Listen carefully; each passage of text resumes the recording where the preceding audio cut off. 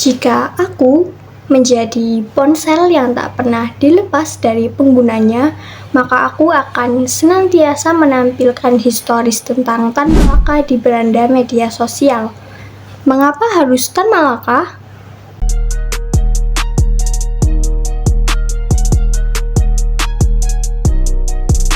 Sebab Tan Malaka merupakan pejuang Indonesia yang namanya mulai dilupakan. Bahkan namanya sendiri tidak pernah masuk ke dalam buku pelajaran sekolah. Padahal jasa-jasa beliau dan juga pemikiran-pemikirannya akan kemerdekaan Indonesia begitu besar. Bahkan ketika Indonesia belum merdeka, jauh sebelum Indonesia merdeka, dia sudah memikirkan bagaimana terbentuknya suatu negara. Ketika orang-orang masih sibuk berjuang dengan Belanda, Tan Malaka sudah memikirkan bagaimana bentuk dan tatanan negara ini jika sudah merdeka. Dan setelah pulang dari kuliah di Belanda, Tan Malaka langsung mengabdikan dirinya pada negeri ini dengan cara menjadi seorang guru. Yap, betul sekali, seorang guru. Bukan guru dari sekolahan elit, bukan pula guru di sekolahan Belanda, tapi Tan Malaka menjadi guru sederhana dengan cara mengajar anak-anak tanpa meminta biaya sepeser pun, karena Tan Malaka percaya pendidikan seharusnya mampu didapatkan sebagian anak, semua anak, tidak hanya satu ataupun dua anak. Dan karena keberanian itulah yang membuat pihak Belanda gerah, sehingga akhirnya pada tahun 1921 Tan Malaka diasingkan dan dia melarikan diri dari satu tempat ke tempat-tempat lainnya. Salah satunya yakni di Tiongkok, Filipina, dan juga Thailand. Dan dari tempat-tempat itulah dia juga memiliki nama yang berbeda-beda. Tan Malaka bukan hanya sekedar pejuang politik, dia adalah seorang filsuf, ilmuwan, dan juga penulis yang hebat. Dan salah satu bukunya yang paling fenomenal yakni Madilog, singkatan dari materialisme, dialektika, dan juga logika.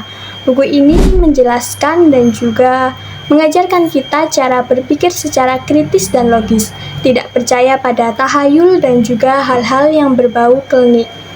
Pada tahun 1945 saat Indonesia memproklamasikan kemerdekaannya, Tan Malaka kembali ke tanah air. Namun sayangnya, pada tahun 1949, Tan Malaka dieksekusi dan ditembak mati oleh bangsanya sendiri. Mengapa demikian? Sebab Tan Malaka merupakan seorang pejuang dengan pemikiran komunisme, dan pejuang dengan pemikiran komunisme pada zaman itu dianggap terlalu berbahaya dan juga membahayakan negaranya. Maka tidak heran jika pada tahun itu Tan Malaka akhirnya dieksekusi dan makamnya terletak di Kediri. Dan barulah pada tahun 1963, nama Tan Malaka diresmikan sebagai salah satu pahlawan nasional Republik Indonesia. Mungkin ini terdengar terlambat, tapi hal ini menunjukkan bahwa kebenaran tidak bisa dikubur begitu saja. Dan yang menjadi pertanyaannya adalah apakah buku Madilog masih relate dengan kehidupan saat ini?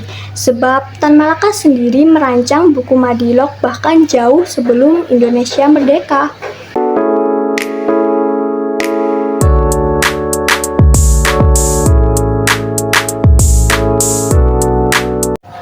Dan tentu saja jawabannya iya, sebab dalam buku Madilog karya Tan Malaka, beliau menjelaskan bahwasannya sebagai suatu bangsa yang merdeka dan bebas, kita harus percaya pada pemikiran-pemikiran yang logika dan juga berpengetahuan, bukan hanya seputar tahayul dan juga dogma. Dan sudah seharusnya kita sebagai generasi muda saat ini mampu meniru pemikiran dan juga kehidupan Tan Malaka dalam kehidupan sehari-hari, dan juga kita sudah seharusnya menginterpretasikan pemikiran dalam buku Madilog dalam kehidupan sehari-hari, sebab buku ini mengajarkan kita untuk berpikir secara logis dan juga kritis.